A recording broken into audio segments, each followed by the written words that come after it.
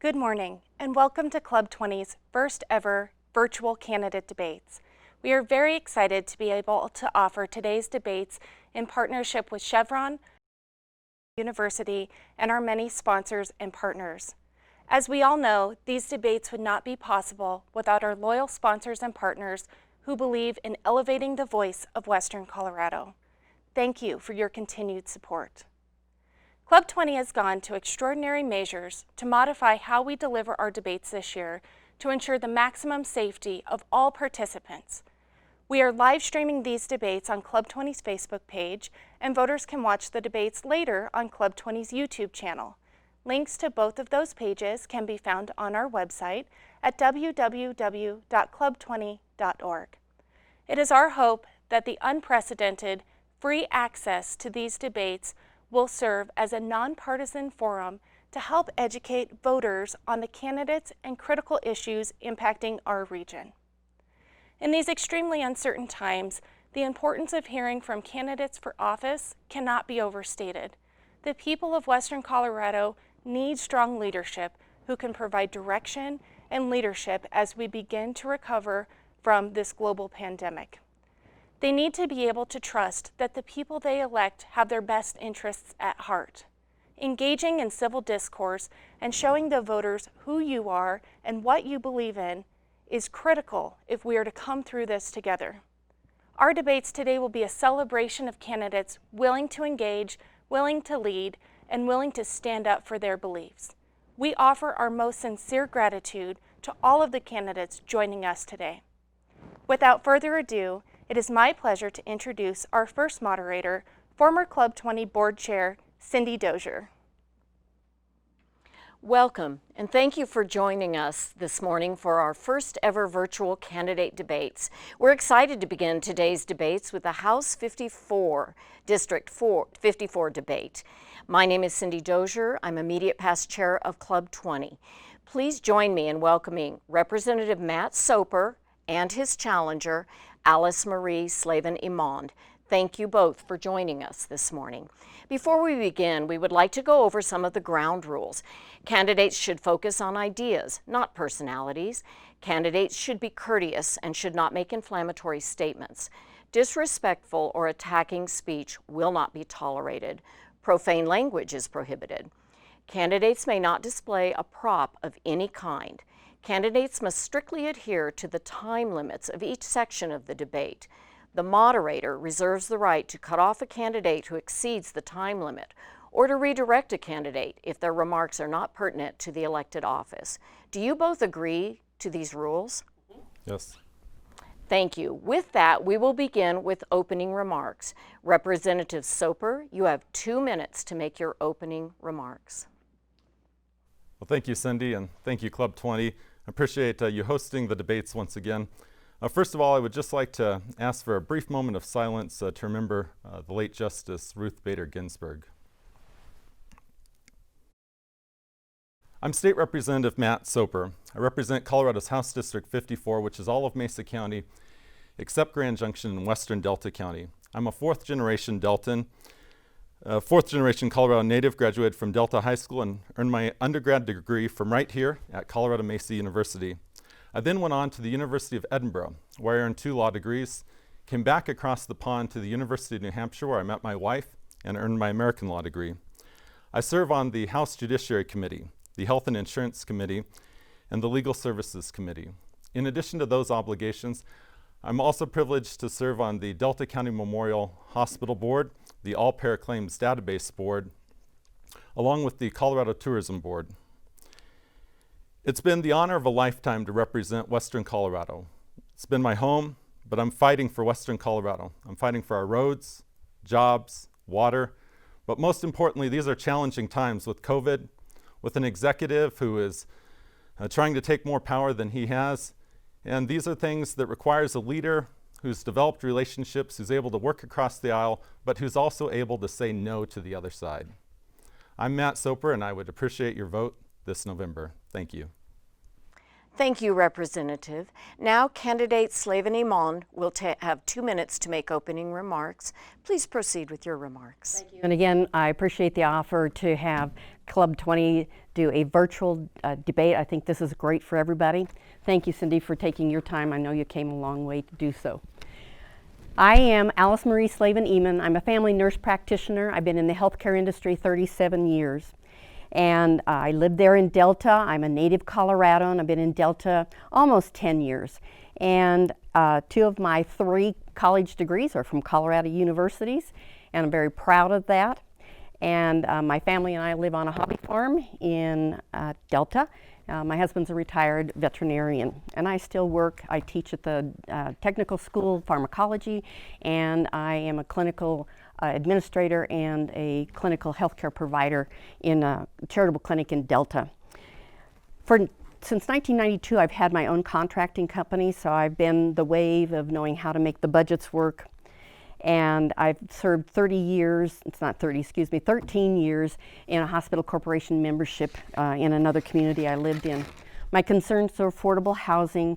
I want to make sure that Medicaid takes an ability to maintain itself when we have to do the budget cutting that's coming ahead of us. I believe small business, especially our tourism, needs to be taken care of. I support the trades industries, technically so important. We do need to protect the Colorado ag water, all Colorado water in fact. And again, I'm just grateful to be here, and I'm hoping that you'll have an opportunity to look at my credentialing and know that I'm serious about wanting this job. Thank you, candidate. Next, we will have the question and answer portion of our debates. Questions have been submitted by Club 20 members from across our 22-county region. Each candidate will have 1 minute to respond to each question. The candidate who goes first on each question will also have an opportunity to offer a 30-second rebuttal to the other candidate's response for that particular question. The candidate that went first in opening remarks will offer the first response to the first question. Representative Soper, from your perspective, what are the top 3 issues impacting House District 54, and how do you plan to address them if elected? Well, thank you, Cindy. You know, the top 3 issues are really going to be jobs, jobs, jobs. It's about jobs, the economy, and protecting our water. Especially in light of the COVID-19 pandemic, it's all the more important to get our economy back up and going again. And it's about the economy for all of Colorado, but especially right here in Western Colorado. It's also about protecting our water. So right now we have water speculators from New York who are trying to buy and dry farms all over Mesa County and Delta County and send that water downstream. Well, I was proud to be part of an effort in the legislature to toughen Colorado's water speculation laws. And then finally, we also need to work on our roads. We have 23,000 road miles in Colorado that are paved. I'd like to see a 10-year transportation plan. Thank you, Representative. Candidate Slaven-Emond, in your opinion, what are the top 3 issues impacting House District 54, and how do you plan to address them if elected? Again, I'm very concerned about our conservation of our water and our tourism, because our tourism is part of our economy in Western Colorado. Without our water being pure and abundant for tourism as well as our agricultural water, we stand to lose even more. The COVID has certainly taken down a lot of our small businesses, especially those that are involved in tourism. And I think that we better work very, very hard on getting together a marketing program so that we can revive our tourism industry. And the other thing is, I love my beef, and I think that we really need to work hard on getting more of our beef out to people, and especially in foreign countries who really like our prime cuts. Thank you very much. Representative Soper, you only have 30 seconds to respond. Oh, thank you. Well, I sit on the State Tourism Board, and one thing I can say is that I'm very proud that in early March, when we saw the pandemic coming, we immediately responded with a marketing campaign back out and a campaign to help our small businesses, especially our small tourist businesses. The other thing that I'm proud to be a part of is an effort to send Western Colorado beef abroad, especially to countries like Taiwan. I was part of an effort with Colorado Cattlemen's to make Colorado beef the preferred choice in Taiwan. Thank you. Our next question goes to candidate Slaven-Emond. What should the legislature do to ensure affordable, accessible, and effective health care for Coloradans? Colorado has an opportunity to do some very small cuts that'll make some very big differences. Right now, I'm very concerned that the Medicaid does not get cut in the upcoming cutting that we're going to have to do because of the shortage of our budget, 25% give or take. And Medicaid may even need to be extended another 2 to 3 years for more families, because as we return from the epidemic problem and our small business people start to come back into the ability to make a living, they're not going to be able to provide health care. So we need to really look at some very specifics. Thank you, candidate.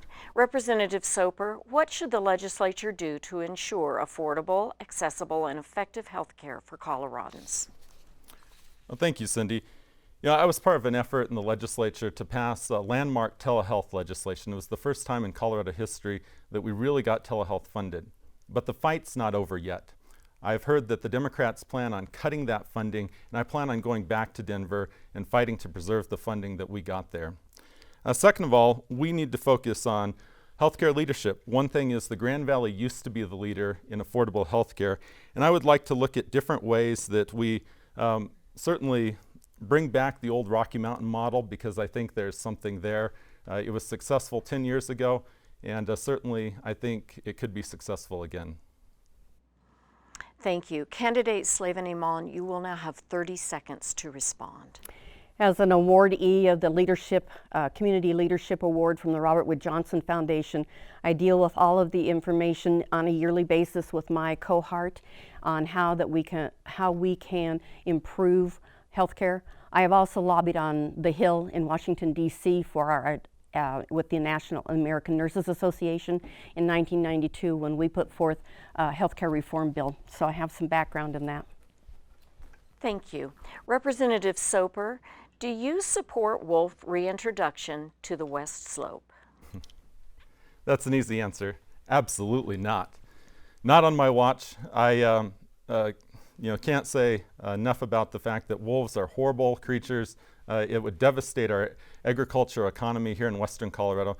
Plus, wolves are already here, and we're in the middle of a pandemic. We had to cut $3 billion from our state budget this last year, and you want to spend several $1 million to bring the gray wolf back. And by the way, the Grand Mesa is one of the drop locations. Perhaps if it was Boulder or Denver, I'd think differently, but this is just not the time, not now, not ever, and I'm a solid no vote. Thank you, Representative. Candidate Slaven-Emond, do you support wolf reintroduction to the West Slope? I do not. Wolves are very beautiful animals. We've dealt with them in other areas where I've lived. They are like any other animal. They're hungry and they eat anything they can find that's edible, and sheep are one of their favorite things. It is not appropriate in a time period when we are struggling to put food on the table and to provide health care that we would ever spend the money on that kind of a program. Thank you. Representative Soper, you will now have 30 seconds to respond. I don't have a response. Thank you. Our next question goes to candidate Slaven-Emond. How will you address the ever-widening cultural divide between urban and rural Colorado? Well, I honestly feel that we have been the stepchild of the Front Range, and we need to really address that, and we can't make changes unless we make changes. We've been sending the same group of people to the legislature for many years, and it's time to send somebody different that's going to make a change for all of us.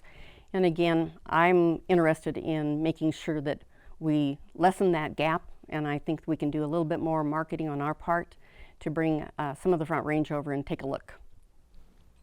Thank you, candidate. Representative Soper, how will you address the ever-widening cultural divide between urban and rural Colorado? Thank you, Cindy. I'll give you an example. So over the last 2 days, I was proud to host the Colorado Competitive Council Business Base Camp right here in House District 54. Most of them were from Denver. It was a group of 50 legislators, 8 of them from Denver, and businessmen and women.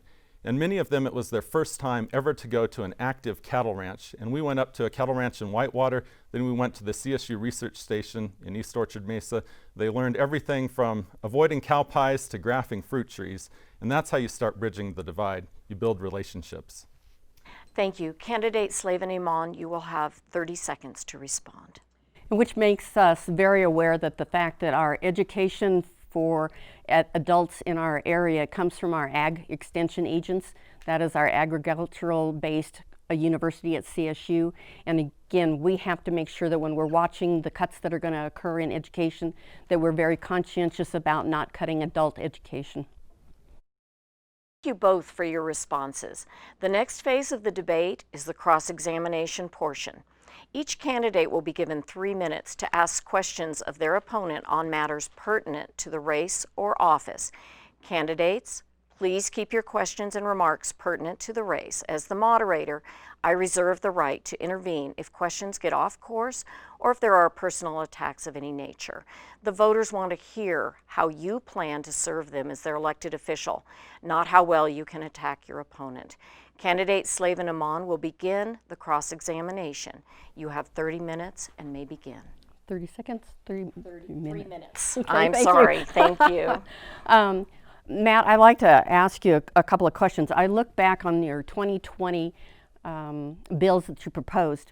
You had said in a meeting on Monday that you had proposed 32 bills. And I looked back and I was rather interested in the 9 that I looked at, 2 of which were bipartisan. That's where Julie McCluskey and Carrie Donovan had included you on it. And it was a kind of a give to me in the fact that we were working on broadband for our area. And the rest of your bills were actually postponed indefinitely. Would you kind of give us a fill in on why you think that occurred? Thank you, Alice Marie. That's a great question. So out of all the bills I sponsored in 2020, only one had Republicans on it. The other bills were postponed indefinitely because we're in the middle of a nationwide or global pandemic, and Colorado had to cut 25% of our budget. We had to cut about $3 billion out of the budget, and anything that had a fiscal note, meaning it was going to cost the state money, had to go or die.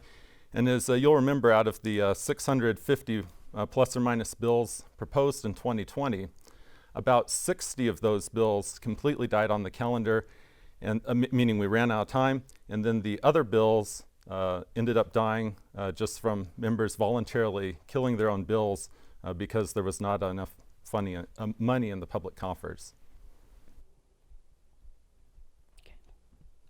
You can keep going for Okay. I have another question. You had made a remark about death certificates down in farming in Delta on a street corner discussion that was being had. And you said that your felony, it's a felony if we alter a death certificate. Well, when I went to school to get that certificate, that permission to do so in another area, it was considered a misdemeanor. Would you like to address what you meant? Absolutely. There is a felony for altering a death certificate in Colorado. And if you consulted the entire criminal code, you would have seen that there is a felony that I was alluding to. You are correct that there was a misdemeanor as well. There's multiple offenses that are involved with changing or altering a death certificate. My last question is, you had alluded to smallpox and wearing a mask in the American Revolution. And when I reviewed the information that was written about that, the testimony or the copy on it, I didn't get what your connection was. Could you explain that, please? Yeah, absolutely. So I was talking about how during the American Revolution, we were also in a smallpox epidemic at that time, and I was more just making a historical reference to that particular era. Thank you very much, both of you. Representative Soper, you now have 3 minutes for cross-examination. Oh, thank you, Cindy. So my first question is a really easy question for you. Do you support the Democratic platform of Colorado? Part of it. Okay, well, let's explore what part. So the Colorado Democrat Party pushed a platform and a bill to join the National Popular Vote Compact. This would give Colorado's electoral votes to New York and California. Do you support this? No. Okay. The Dems, your party, pushed a socialized health care plan in 2020, which ultimately failed due to lack of funding, which we just discussed in the budget. The people of HD 54 overwhelmingly opposed this government overreach. to their health care, would you support breaking away from your party and supporting the people of House District 54? I think we need to listen to what House District 54's people want, and that will make that decision for us. Right now, I'm more concerned about keeping our Medicaid intact and offering a statewide insurance. So Medicaid is kind of interesting. So in 2006 and 2008, you ran for the New Mexico legislature. At that time, you were quoted as saying you supported universal health care and that you proposed a seamless transition. Recently, Coloradans soundly rejected a ballot measure for universal health care. If this were to be pushed again, which you kind of alluded to, would you support your earlier statements or would you move away from those statements? I think that we're going to have to address this. We're going to have to eat the elephant one piece at a time.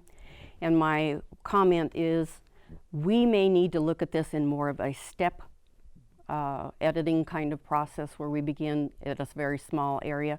Remember that I'm a part of the American Nurses Association that put together the health policy for healthcare reform. Thank you.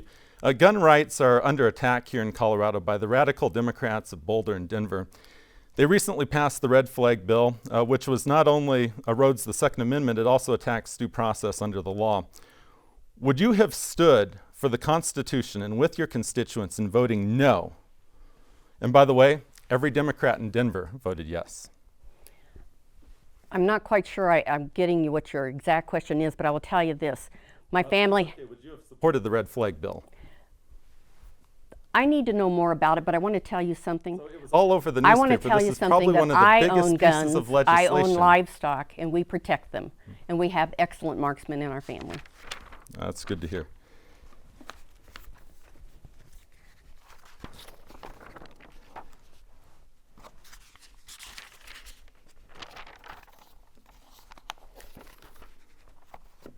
Okay.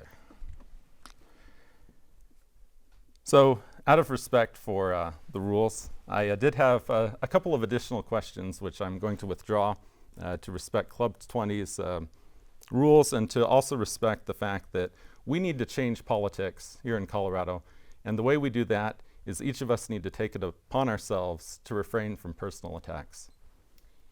Thank you to both of you candidates. We will now move into the final portion of the debate. Each candidate will have 2 minutes to present closing remarks. Candidates, this is your final opportunity to tell us why we should elect you to represent House District 54. Candidate Slaven-Emond, please begin your closing remarks. Again, I say thank you, and I thank you, Representative Soper, for your remarks too today and your questioning. I would like to just make a closing comment that I'm very concerned. I am deeply in love with my Colorado, and I want to see us change things. As Representative Soper said, things are not very nice right now. And again, the Western Slope keeps coming home with very little that's good for us. And we can't change that unless we change representation.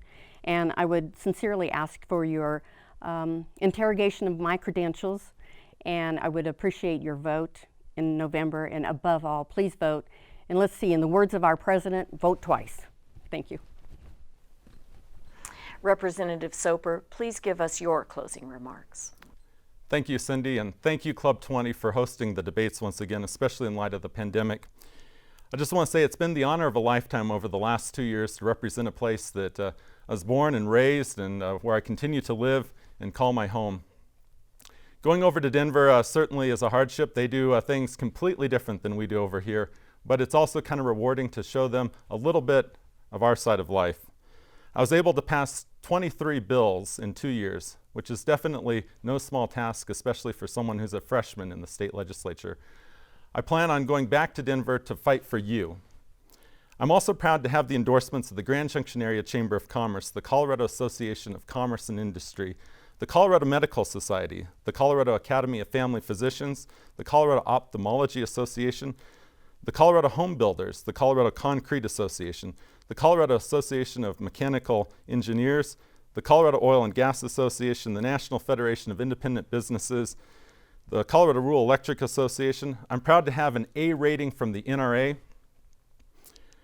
and numerous other local elected official endorsements and business endorsements. But the most important endorsement is your vote on Election Day. I believe I've earned that vote given my record. I will continue to fight for you. I'll continue to fight for Western Colorado. It's about jobs, our economy, and protecting our water and our way of life. Thank you. Thank you, Representative Soper and candidate Slaven-Emond, for participating in today's House District 54 debate. Your participation has helped the voters better understand how each of you plan to represent their interests if elected to office. The House District 55 debate will begin in just a few minutes, so please stay with us.